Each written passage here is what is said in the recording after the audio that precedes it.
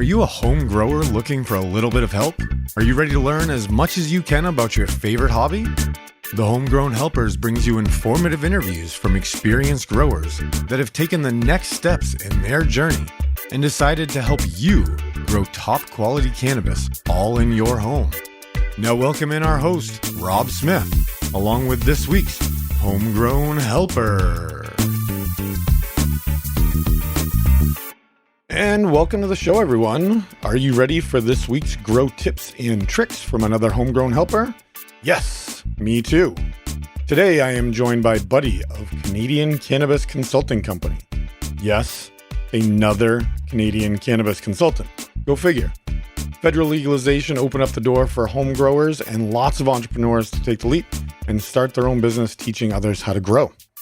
Buddy and I cover the typical questions we ask every guest and learn about his business and the way he thinks about growing.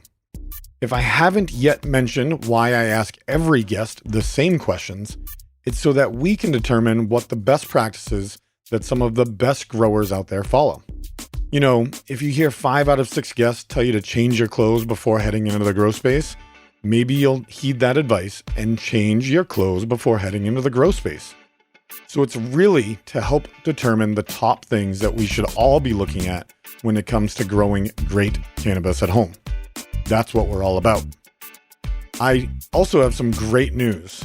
I've started to book more guests for the show, but we could always use more. We're not going to run out of interviews for the next couple of months by the looks of things right now, but I'd love to get as many guests lined up as possible. So if you or someone you know is doing the consulting thing, please email me at rob@thehomegrownhelpers.com. The last thing on the pre-show agenda here is, as you know, prices for mygrowpass.com went up shortly after the 1st of September. But that doesn't mean you still can't get in. We're getting ready to do our first $5,000 giveaway on October 1st. So if you want any chances at all, now is the time to grab your membership so you get entered into that drawing, because it's for members only. Also, we have to thank our partners for making today's show possible: Sohum Living Soils and Mammoth Microbes. Hear more on both of them later. Now, let's get on with the show and welcome in this week's guest, Buddy from Canadian Cannabis Consulting Company. All right, Bud. Let's start you off with an easy question. Sure. Why don't you tell us your company name, where you're from, and how long you've been growing cannabis? Right on. So the company name is CanadianCannabisConsultant.com, and I'm from Southwestern Ontario.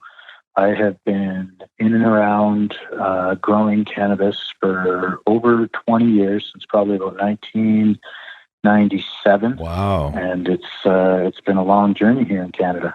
Are you originally a Canadian and you've been around the Canadian cannabis scene for that long? Yeah, so I was born and raised in Southwestern Ontario, and I ended up living in a city called London, Ontario. And in the 90s, the late 90s, there was quite a grow scene going on in London, Ontario. So much so that it caught the attention of High Times at that time. Totally. And coincidentally, my very first grow was part of an article. I got interviewed by Kyle Cushman back then, and it was a pretty surreal moment. But it wasn't because of my personal grow. I was part of a group, a network back then. It was my mentor and the guys I was growing under, and I was just a very small part of the feature. I don't want to claim like I was just getting started out. It was a complete fluke, and the only reason I got it is because of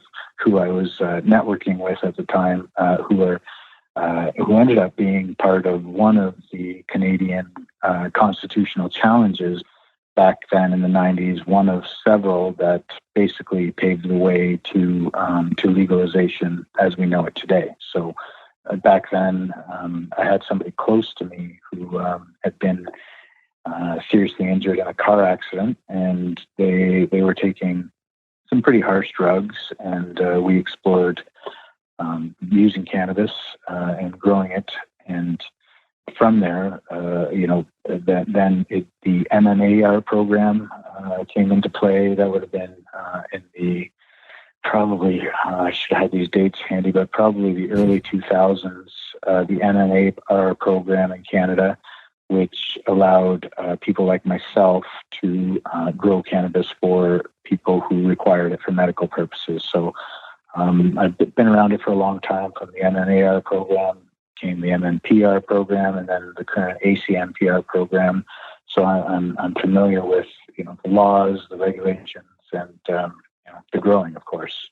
I've always personally been fascinated with the underground aspect of Canadian cannabis. Before legalization, there were shops on many Toronto streets that I've visited that, you could illegally buy cannabis and then go down to another shop and smoke that cannabis in the back and, Yep. That type of stuff. Well, it's been unregulated for so long. And, that's a whole other podcast talking about the rollout of the system in Canada. I've got a lot to say about that too. Oh, I'm sure it. But I mean, you guys got away with lots of things. I mean, not everybody obviously got away with it, but Yep, right. You guys got away with lots of things for a long, long time. I've always been fascinated with, the intricacies of that underground market. So maybe we can connect on another aspect. Sure.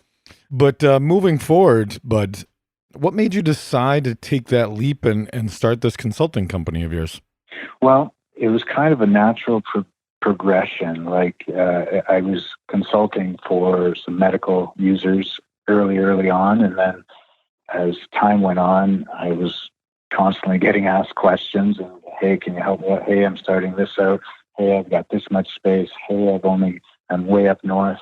There's all kinds of. I was constantly answering questions on it, and it naturally progressed into a business for me. And prior to full-scale legalization, cannabis was expensive, whether it's the black market or back then it was the black market. So there was no other choice. It was either that or grow it or grow it for somebody and barter for it. So there was kind of, that kind of directed me into it as well. Cool. So why don't you tell us about your current grow setup, the size of the rooms, type of lights that you're growing with, the medium, the number of plants you have in there, and whatever you're willing to share to that extent. Well, right now in Canada, we're allowed, like recreationally, we're allowed 4 plants per household. So me personally, I'm currently doing 4 outdoor plants in 65-gallon fabric smart pots. I've got my own soil mixture. We mix our own soil. We add our moss, our peat moss, and all the other, the perlite, the limestone, and we also use some seed compost and some other types of compost that we throw in our soil. And I'm currently growing the 4 strains I'm growing is a Gorilla Glue number 4. I've got a blueberry, I've got a sour diesel, and I've got a cheese strain. And I prefer the indica strain myself. The indicas myself, so they're heavier on the indica side. You're going straight old school with those. I like that selection. Totally, and that's kind of my as far as outdoor goes. That's kind of how I'm just instructing these new growers. I'm not my target. What's ended up being my audience is the dad that just has always been a recreational cannabis user, has always had to pay for it, and it has no problem throwing a smart pot or a fabric pot out in their or any type of pot in their backyard and growing it. And they don't have a ton of time. They have a full-time job, so I'm looking for low maintenance, high yielding solutions, and I try and keep it simple for the outdoor. I do throughout the winter. I am going to. I've typically grown hydroponically indoors, and this year, come this winter, I'm going to be experimenting with growing hydroponic with fabric pots. And that's something that I haven't done in the past, and I've been reading up a lot on it. And I'm going to give that a shot this winter. Like a flood and drain type of situation? Exactly. Yes. Yeah. Ebb and flow table, but instead of using, those baskets or, all the other, there's a few different type of hydroponic setups you can get. I'm going to try using rocks inside those fabric pots. The smart pots is what we're growing in. We're getting huge success out of those outdoors, and some people are getting. I've been reading blogs and other articles about people having success with them indoor. I can't say whether or not that's the case yet, but I'm going to find out next winter. Interesting. So you plan on using the clay stones in a smart pot? Yep. And then do like an ebb and flow table underneath it? Exactly. Interesting. I can't wait to see those results on Instagram. In my opinion, there's infinite ways to do this. Totally. There's no right way. I'm just trying different things, seeing how they work. I'm hoping that will increase my root growth and decrease my veg time and allow me to maximize those 4 plants we're allowed by law here in Canada. So do you plan on advising your clientele to grow that way? I mean, obviously you're aware, you've been around this game for a long time. Yeah, I'm going to try it out before I start advising people. Good. The last thing I want to do is advise people to do something that's going to set them up for failure. Sure. I don't foresee it being, any different really. But you just never know. I'm going to try it out, see how it works. Yeah, I mean, hydroponics and not having the soil as a buffer means that you need to be, I don't want to say a better grower. Oh, yeah. But your grow game needs to be a little bit more on point. Yep. The soil acts as that buffer and is a little more forgiving for newer growers. So 100%. Cool. 100%. Cool. And that's kind of why we go the outdoor, just make sure. I keep telling all my customers, just make sure that the environment is pleasant for the plant. It wants to have a good environment. It needs a good place to set its feet down. It needs a good environment to thrive in. It needs airflow. It needs water, of course. So those are the kind of things I try and kind of hammer home with people who want to do it on their own. Well, maybe that is a perfect segue right into our next question. Mm-hmm. What's the one thing that you advise your clients or a new grower to make sure that they are paying the utmost attention to when it comes to taking care of the overall plant health? The one thing I would say, in my opinion, is the root development is something that is the most important thing I have been paying attention to recently, and it's kind of helped me increase the health of my plants. So between root growth and having a sanitary, keeping your area clean, from an indoor standpoint, that's obvious, keeping all bugs and contaminants out. From an outdoor standpoint, it's a little harder to keep those bugs away, but just to keep the area clean and good air flowing, those types of things are I guess you asked me for one. So no. Share away. The one thing I'm finding that I like to pay attention to is the root growth, hence the smart pots. We're committed to smart pots as the base of our growing. So besides the smart pots, do you have any tips for ensuring a nice, healthy root zone? Keeping the airflow going, keeping those roots, obviously keeping them from getting wet. And by increasing the airflow, it allows those roots to dry out and continue to stay healthy. All right. We are going to take a quick break to thank our mygrowpass.com partners for today's show, Sohum Living Soils and Mammoth Microbes. You can go to sohumsoils.com and use the code GROWCAST10 to save 10% off their fine premium all organic soil, or members get access to a 20% off coupon code when accessing the discounts through our member portal. Sohum Soils was created to take the thinking out of growing clean, quality cannabis. With all of the liquid fertilizer on the market, consumers can be afraid to try and be a chemist when mixing nutrients. No need for that with Sohum. Just add plain water. You don't even need to pH it. That's it. They have a super useful chart that shows you the proper size container to ensure you get enough food to the plant for a full flower cycle with just adding water. The soil is designed with beneficial bacteria and fungus, as well as all the macro and micronutrients that your plant needs. Set it and forget it. It's that easy. Head on over to sohumsoils.com and use the code GROWCAST10 to save 10% off, or members can gain 20% off their entire order. Next up is Mammoth Microbes. They do not give out discounts to our members because they do not sell directly to consumers, but they have supported us by giving away $500 worth of their gear and some swag as part of the 5K giveaway that's coming up on October 1st. So let's talk about their latest product, Mammoth Biocontrol Preventative Insecticide, or MBPI for short. Made from a specialized blend of a thyme compound, it keeps your buds safe by preventing attack and repelling and suffocating mites and thrips. MBPI is an all-natural, 25B EPA-exempt plant-derived solution recommended for application throughout vegetation and is safe for testing. Check both of their fine products out at mammothmicrobes.com or at a local shop near you. Thank you to both Sohum Living Soils and Mammoth Microbes for their support, and to all our members out there for making good use of those discount codes, and our listeners for supporting our show by supporting our member partners. So let's get back to the show with Buddy. Moving on to yields. Obviously, we're all limited by legal plant counts in Canada.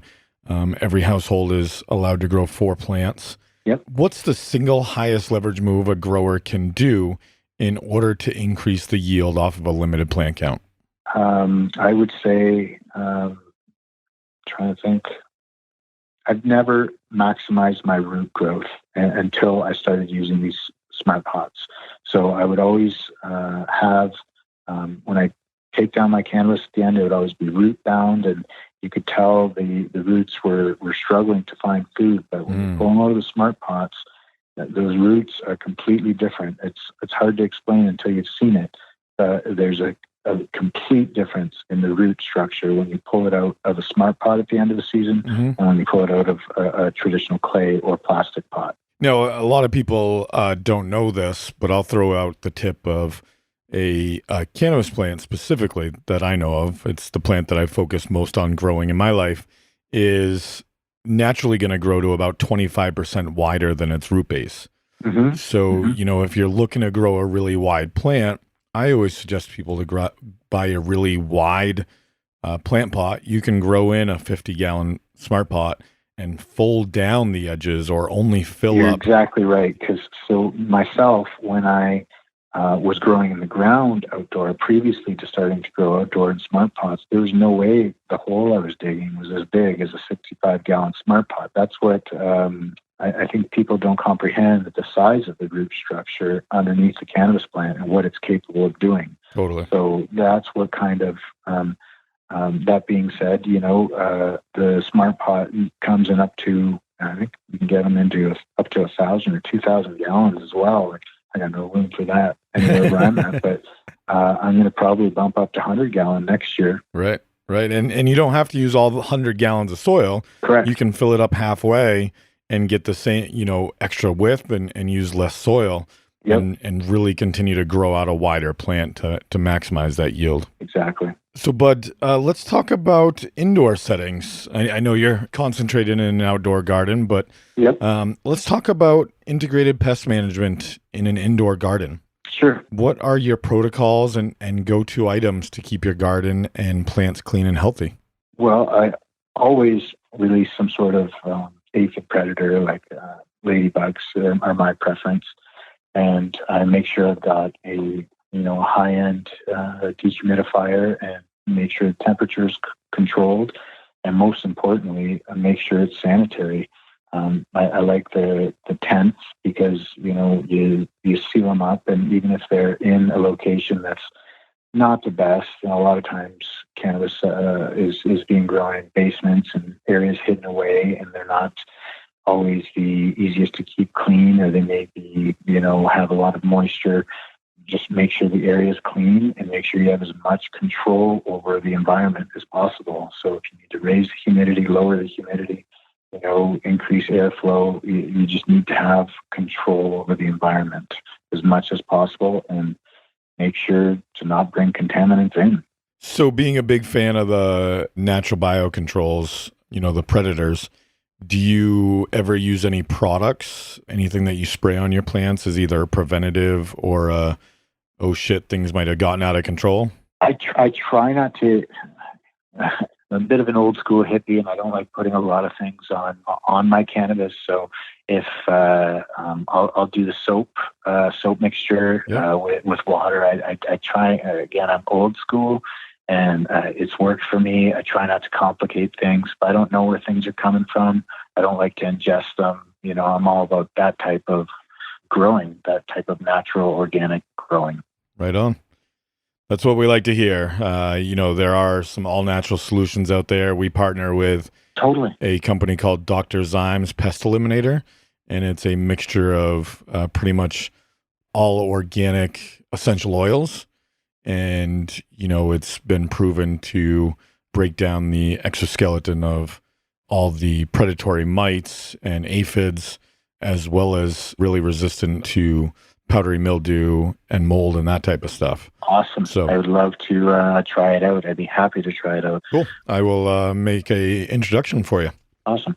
So, Bud, what type of person or, what type of character traits are the most important for a grower to succeed?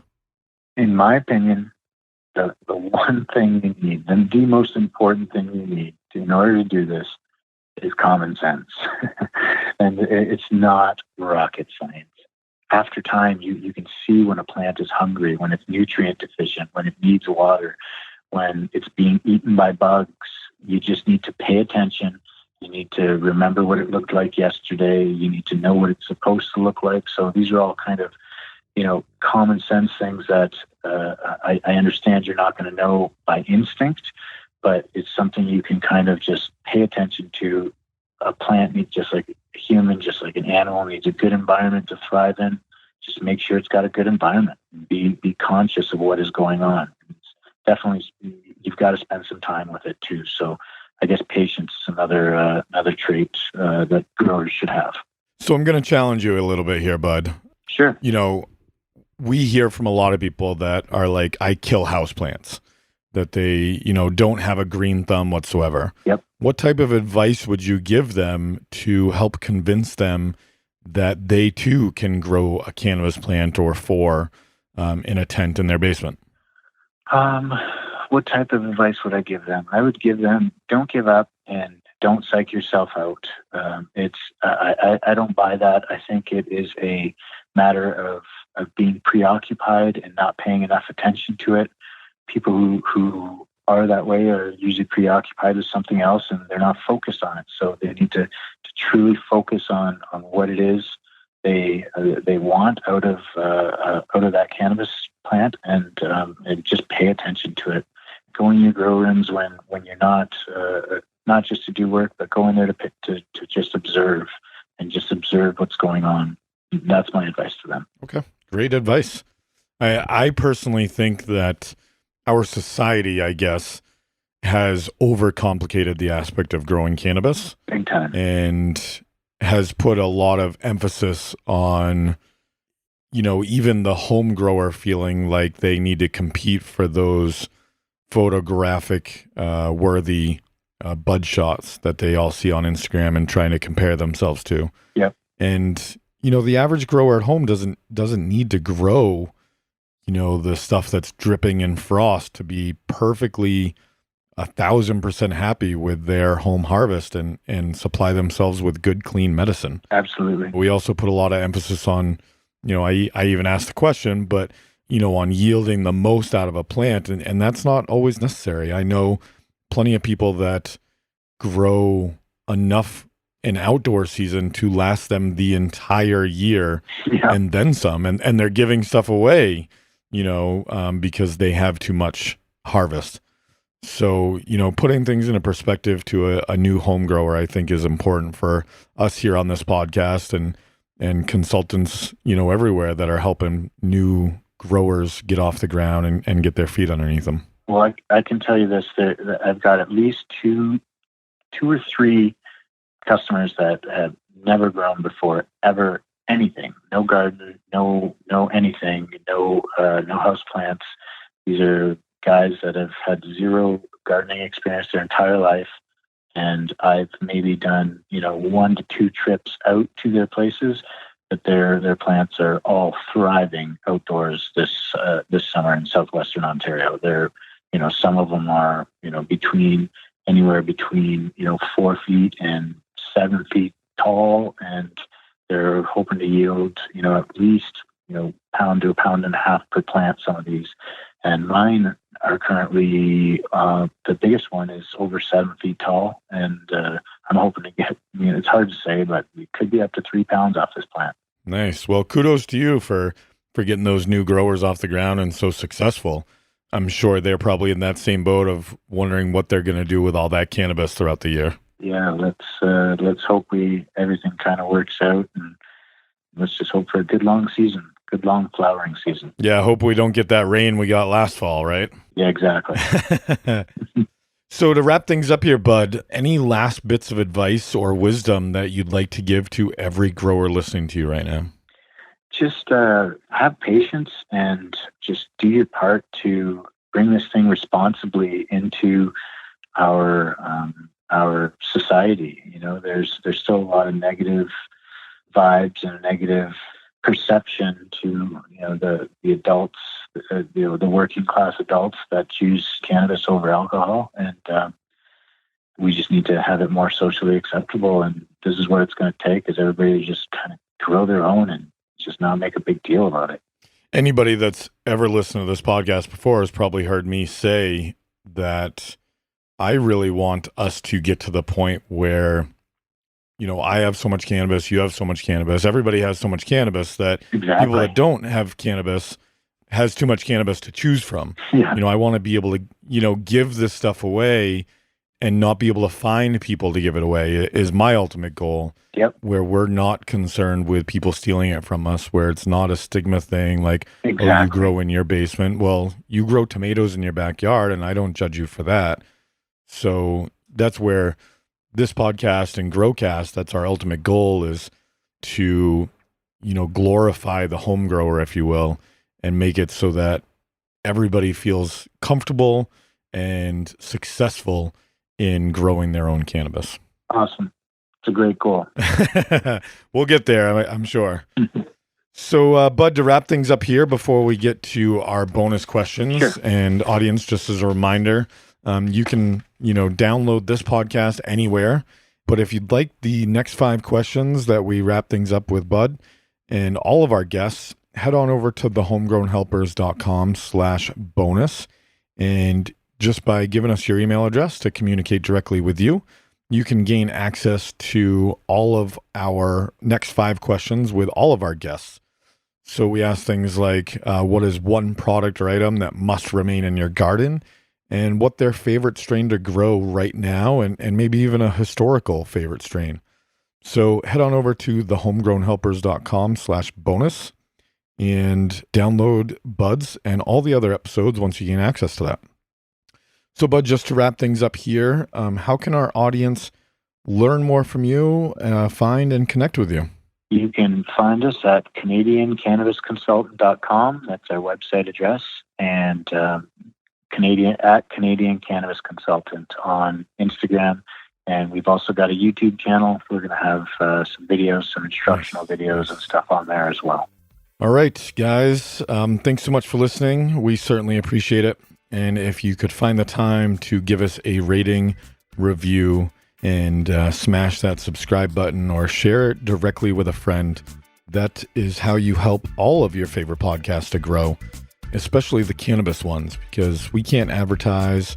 We get shunned by all of the iTunes and, Stitchers of the world. So do us all a solid and rate, review, subscribe, whatever you want to call it. Get it done for us. Thank you so much.